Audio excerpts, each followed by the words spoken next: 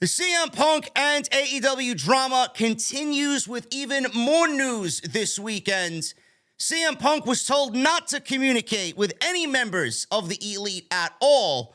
But last week, there were multiple reports of CM Punk wanting to try and communicate with Kenny Omega, Matt, and Nick Jackson. What really is going on, and why was CM Punk told not to communicate with anybody in the Elite? Also, Warner Brothers Discovery wants CM Punk back on television, and without CM Punk, reportedly, they were not going to give Tony Khan an extra 2 hours on Saturday night with AEW Collision. All this plus so much more right here on Off the Script. Why is AEW successful? Why is Tony Khan running his promotion better than Vince McMahon and Bruce Pritchard are running Monday night and Friday night? Long-term booking.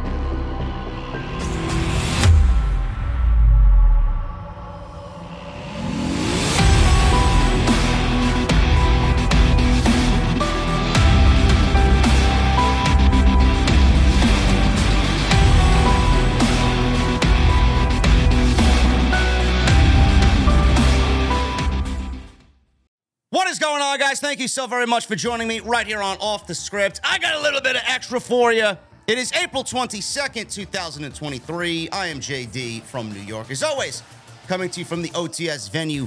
Thank you guys so very much for joining me on your Saturday afternoons, wherever you may be. Follow me on social media at JD from NY206. That's Twitter, Instagram, TikTok, and Cameo. Please hit that subscribe button down below and turn on that bell for all notifications. If you guys don't mind, I'd love 1,000 likes minimum on today's extra. And please go check out all the other videos that you might have missed on the channel. We were live on Monday, Wednesday, Thursday, Friday. If you guys want all that content, it's on the homepage right now, so go check that stuff out if you missed anything from the podcast. CM Punk, man, this CM Punk news is driving everybody crazy.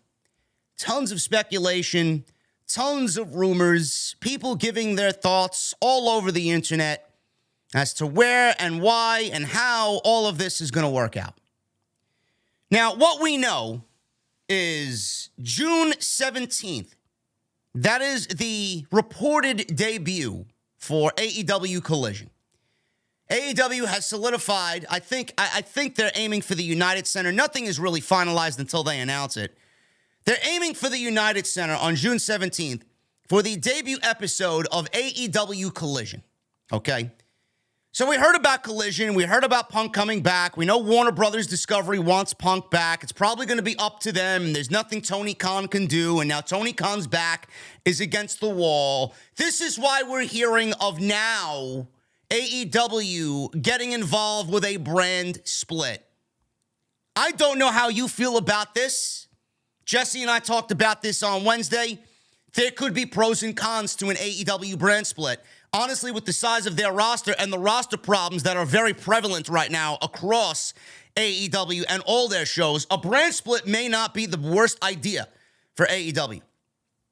If AEW goes into this with the mindset of a brand split helping the roster and utilizing the brand split to make their shows better, then I think a lot of people will be in favor of a brand split.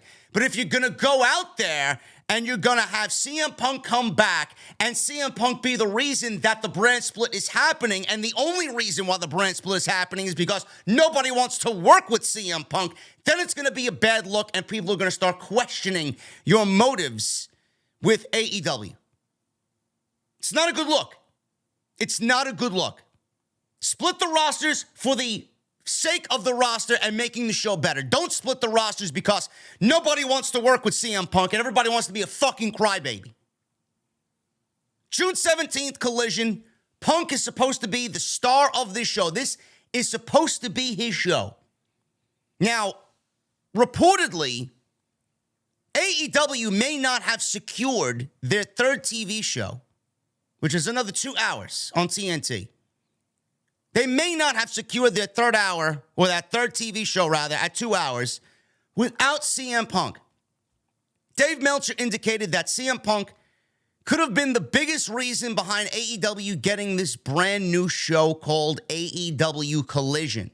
He says, and I quote, multiple people have said that Warner Brothers Discovery wanted Punk back as the star of this new Saturday show, although others have been told differently. We do know that he was extremely important in this deal, but whether the deal was incumbent on him, we've heard both ways, end quote.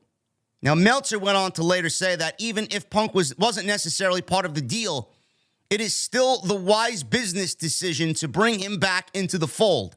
Meltzer goes on to say, and I quote, the reality is from a business standpoint, if AEW is getting only what Warner Brothers Discovery usually pays for, first-run programming for this show, and Punk is at least a part in getting the deal, I'm not saying that Punk and the Punk deal is something they had to make, but it's a deal that every single promoter in history would have tried to make, end quote. Punk's return will be coming, inevitably, and it's rumored that June 17th at the United Center. Not confirmed yet until AEW says something at the United Center, so we're gonna get a second dance with CM Punk coming back to AEW. We're doing this all over again. United Center being booked out by AEW, marking his first appearance since the infamous Brawl Out situation at the All Out 2022 media scrum. I'm not surprised to hear that from Meltzer, and to be honest with you, I know Meltzer's name is going to be dragged through the mud when it comes to CM Punk because CM Punk called him a liar. I mean, what Meltzer is saying here is not really outlandish by any means. Warner Brothers Discovery wanted Punk back. And AEW, you know, how many hours of television do they? I mean, look at the overabundance of television that AEW has. Does Warner want to give them another show? I mean, they got Dynamite at 2 hours. They got All Access at 1 hour. They got Rampage at 1 hour. They got Dark. They got Elevation, you know, and those other shows, All Access, Dynamite, Rampage. That's 4 hours of television a week. WWE only has 5. Now you're looking at AEW television getting a Saturday show at 2 hours, bringing the total hours of AEW television a week to 6 hours. That's more than WWE. You got Raw and SmackDown. NXT's 2 hours. I mean, NXT's whatever, you know, but I mean, you're looking at AEW getting just as much television as WWE. It's a lot for the fan to take in every single week. Then you got Dark, you got Elevation, you add all that shit in, Ring of Honor. They got more hours of television per week than WWE does. Do I believe Meltzer in this case that if Warner Brothers wasn't getting Punk back, then they weren't going to give AEW that 2-hour block on Saturday night? I can believe it because who else on that roster is going to bring an audience exclusively to a show like Collision? And I've said this time and time again, CM Punk and MJF are the only two talents in that entire company that I would go out of my way for to watch exclusively on a brand. That says a lot about their drawing power. Warner Brothers Discovery probably figured that out very quickly as well. Why am I giving you another 2 hours of television? Who's going to watch? Who's going to watch? Why do you want 2 hours, and how are you going to make this 2 hours viable on Saturday night? What are you going to do to draw people in? And like I said, if you're going to do the brand split to help the overall brand be better and get this roster to where it needs, instead of half of it sitting on the bench waiting for an opportunity, use the brand split to make the shows better. Don't use the brand split to isolate CM Punk away from everybody else because nobody wants to work with him and everybody wants to be a fucking crybaby. Then it's going to come off as a bad look. So CM Punk's return, like I said, is planned for June 17th. Things have yet to be finalized. Meltzer went on to say about the June 17th date. As things stand right now, the return of CM Punk is scheduled for a 6/17 show in the United Center in Chicago, which being a Saturday night show is likely to debut the new weekly show. The rumor of the new show name is Collision, based on a trademark the company took out some time back when the talks with Warner Brothers Discovery for the new Saturday show got serious. At press time, everything was not finalized, but the building is booked, and it likely will be announced very shortly when the Punk deal and the TV deal are finalized. Obviously, with the building deal in place, the TV deal has to either be done or they must be almost done with it. The decision on Punk returning was made many weeks ago, although there was a snag 2 weeks back that has evidently been worked out. Obviously, being at the United Center, the show will be heavily promoted and have a theme name, which evidently has been decided upon already. It's coming. Whether you like it or not, it's coming. The big story is CM Punk was told not to have any contact with the Young Bucks. Everything is in motion. 2 hours, AEW Collision, the United Center, they got a date. There's going to be heavy promotion. Punk's already been brought back. The decision to bring him back has already been made weeks ago. There were reports last week that CM Punk wanted to talk it out, that he's willing to work with the Elite. He wants to work it out. Now, there was a meeting with Punk, Jericho, FTR, and Tony Khan, and maybe one or two other parties. I don't know what came out of that meeting. That was another rumor going around that all of those parties were supposed to meet to talk things out. Then we got the report of Punk versus Chris Jericho for Punk's first feud back in AEW. And I looked at that, I'm like, all right, well, Punk called Jericho a stooge and a liar. We all know Jericho is the right-hand man of Tony Khan. And I looked at that, reading it, I'm like, all right, maybe they're going to talk it out and kind of squash the little beef that they have and they're going to do business. But honestly, I looked at that meeting not really as an apology meeting, but now you got FTR involved and you got Jericho there with CM Punk. It kind of read to me like it was a creative meeting to lay the groundwork for CM Punk's first feud back creatively, more than an apology meeting. How long do you need to apologize to somebody? Hey, Chris, I'm sorry.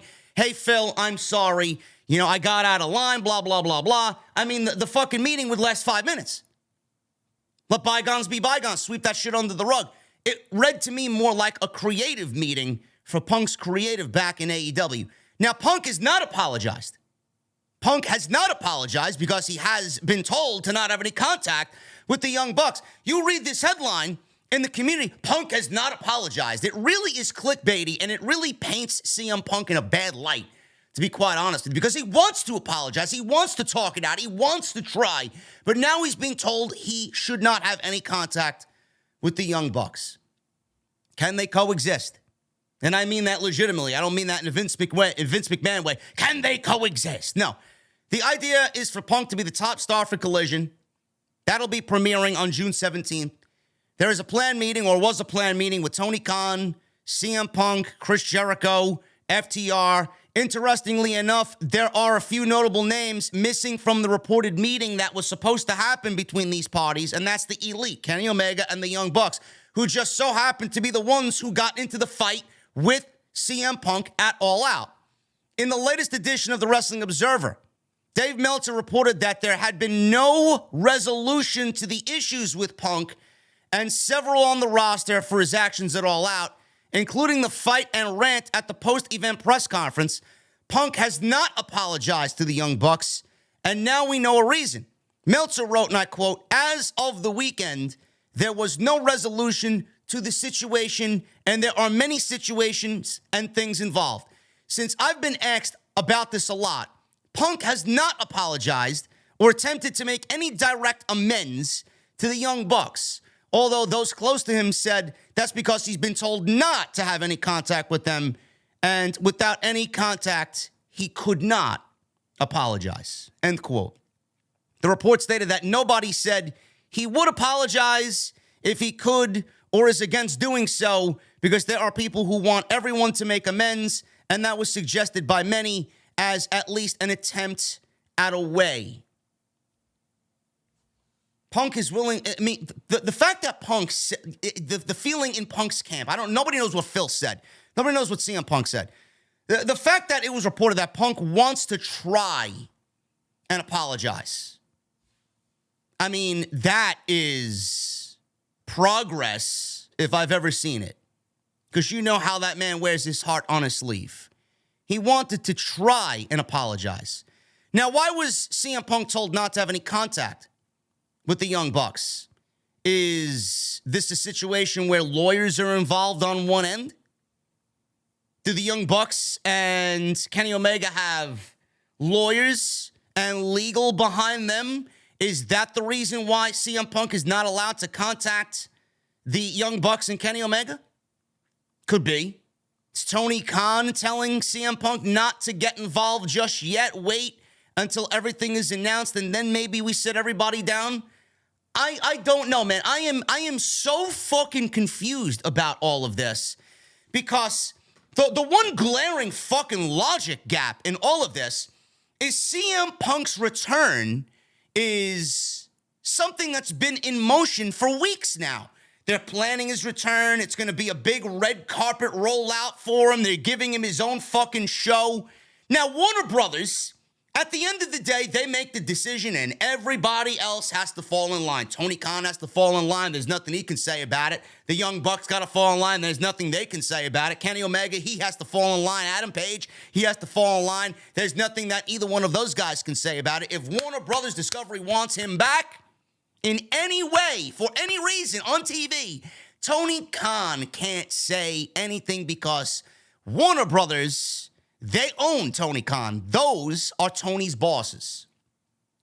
But I would really love to know, in a situation, if Punk is coming back, don't you think at that point everybody would have kind of talked this shit out already?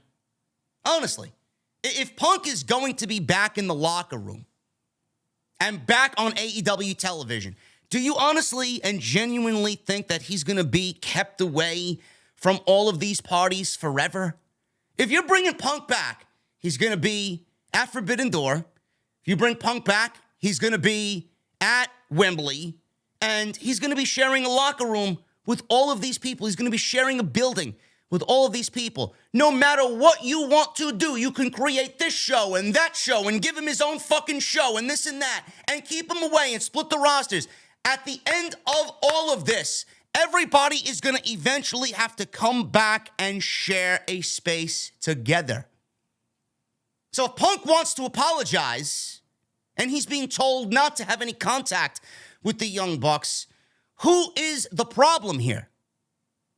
Who is the problem? Sounds like the Young Bucks are the problem. Sounds like Kenny Omega is the problem. Unless they have legal, and the legal department or the legal issue of it all is telling them, don't communicate with him. Punk can't communicate with the Elite. I don't know.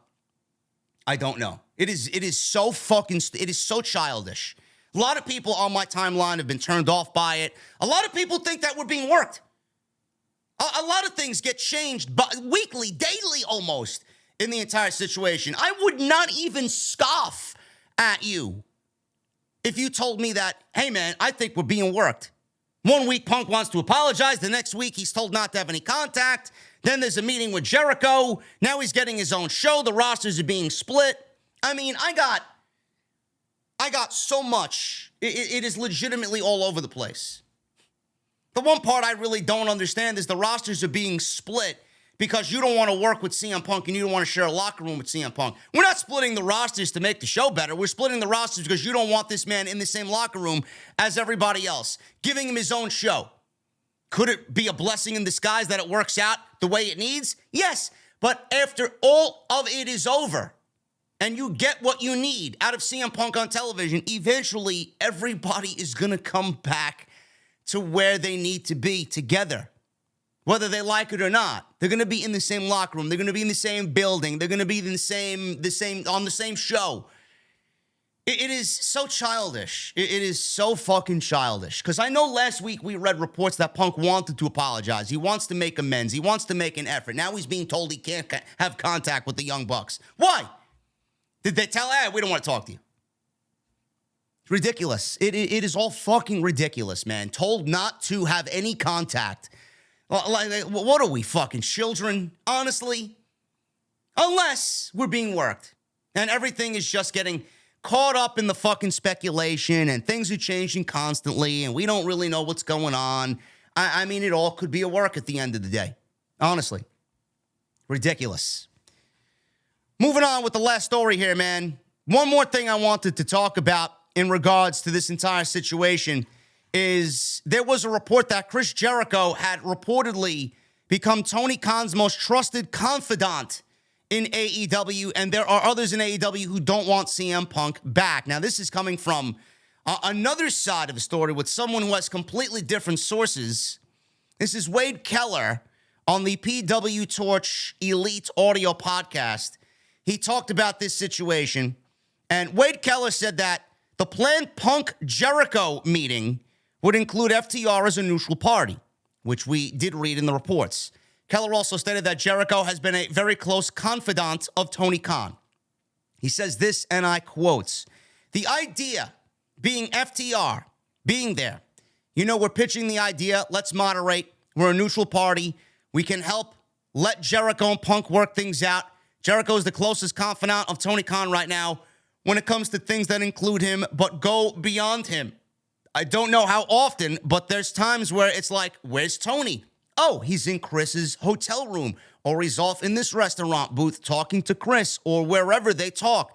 And it's not just about Chris Jericho stuff. Like, Jericho is a soundboard for Tony Khan. There are people in that company who tell Tony, listen to Chris, he's been around. You can't trust anybody 100%, but Chris isn't like some secret agent who's sabotaging AEW. Keller went on to add that Jericho is not someone who is just there to collect a paycheck and then go back to Vince McMahon. He added, I think he's a loyal soldier to AEW. That's what people say at this point, so I think FTR and Punk are aware of that. Among the people I've talked to, there's not a high level of confidence that the meeting is going to go well. Now, that's just speculation on Wade Keller's behalf. Nobody really knows that. Now, you can't really say something is gonna go well or not go well because of how people feel and what you've read online. I mean, that's ridiculous.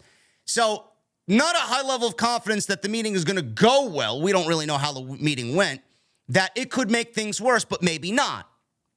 Maybe things will work out, but people who have been around Punk, know people who have known Punk for a very long time, are not optimistic that FTR mediating a meeting between Jericho and Punk is going to lead to a progress. The other thing is, it just sounds like, by every indication, that the young Bucks, Matt and Nick Jackson's heels are dug in the dirt. And I think the Brandon Cutler comment really added to it. I just don't see those parties reconciling. Keller also said that the gaslighting tweet from Brandon Cutler makes it sound like the Young Bucks side feels that Punk's side wants to be put out, that he's trying to work things out while the Bucks aren't. Some would argue that Matt and Nick Jackson shouldn't want to work things out because Punk threw the first punch. But, Brandon Cutler being sent out there to do the Bucks' dirty work, I mean, you see it, play out when he's on TV. His tweet on Twitter was really no different. Basically, he was used as a way to talk about this without the Bucks talking about it. So, who's Brandon Cutler in the company? He hasn't drawn a fucking dime. Brandon Cutler was sent out there on social media to put that gaslighting tweet out there on social media in the general public because the Young Bucks can't do that for obvious reasons. So they use Brandon Cutler to get across what they're feeling and what they're thinking in regards to the CM Punk situation. That's all that is. Keller also stated that there are people in the company who we haven't heard from that also don't want Punk back. He said, I think it's well known that he's a draw. I also think it's well known that the welcome mat will not be rolled out for him in the locker room. The passion in that locker room against Punk in certain circles is unwavering. Punk has poured lighter fluid on that. Moxley, Brandon Cutler have been very public about it. And there's, I think, some people that would surprise you in AEW who you would think are neutral parties and all that who don't want Punk back, and they have their reasons, end quote. I mean, it's just, everything you read is just so fucking childish, man. Everything you read is just so childish. The meeting with Jericho and Punk and FTR mediating it with Tony Khan, there could have been an apology thrown in there. We don't know. We'll never know what happened in that meeting. It sounded definitely on paper more like a creative meeting than anything else. I feel like CM Punk and FTR will be involved with the Jericho Appreciation Society moving forward, and we'll get Jericho and Punk in some sort of feud, some high-level feud going into the summer months. It sounded definitely more like a creative meeting, but everything else, man, if Punk wants to try, knowing he's going to be back and he wants this harmonious locker room and he wants to apologize, he wants to talk things out, and he wants to be there for the good of the company, but the Young Bucks don't want him there. I mean, if he's on his way back, there had to be something somewhere between someone where something was said. Someone, had to apologize in some way, shape, or form.